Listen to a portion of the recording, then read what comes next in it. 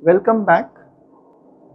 Now it is time for us to look at an important idea in thermodynamics known as the equation of state.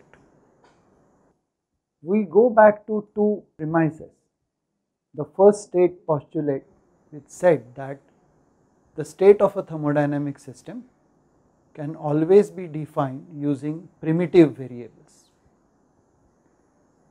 Then the second postulate, which says that the number of independent intensive properties required to define the state of a system is the number of two-way work modes plus 1. This means that if you have a simple compressible system containing a solid, a liquid or a gas,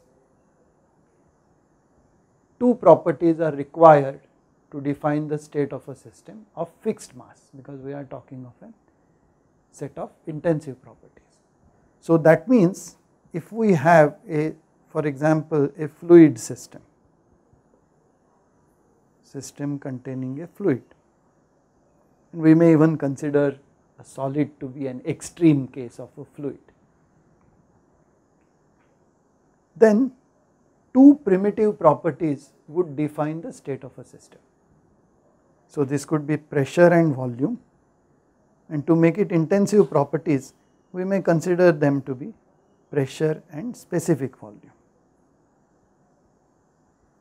Specific volume is nothing but volume per unit mass of the system. So this implies that any other property, say temperature, must be some function of pressure and specific volume. Such relations, particularly the relation between pressure, volume and temperature, is known as an equation of state. Another important equation, although we do not generally call it an equation of state, but which from a thermodynamic point of view is an equation of state, is this important relation. For a fluid system, how does the thermal energy depend on the state of the system? It is an equation of state, but we may call it the thermal energy relation, but it is as much an equation of state as is this. But by default, whenever you say equation of state, it is the relationship between PV and T. Now here f with some arbitrary function, depending on the type of fluid, this relation could be rather simple, this relationship can be very complicated. Now here we have used the first state postulate and written PV as our independent variables, but this relationship can be turned around and we can write this as P to be some function of T and V, or V to be some function of P and T.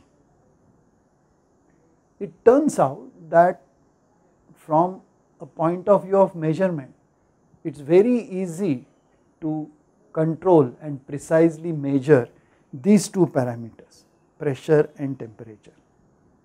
And that is why you will notice that in any tabulation, properties of fluids, properties of steam, properties of gases, the table is in terms of these two independent variables, pressure and temperature. Okay. When we come to the study of steam tables, you will see this in action. And perhaps a most general relation is to say that, look, rather than decide whether PV is independent or TV is our independent pair of variable or even PT, sometimes we say that the equation of state is represented by a function like a general function of PV and T, which is 0. Where again here remember this F and this F do not represent any specific function, they represent some well defined function as required in that particular case. Thank you.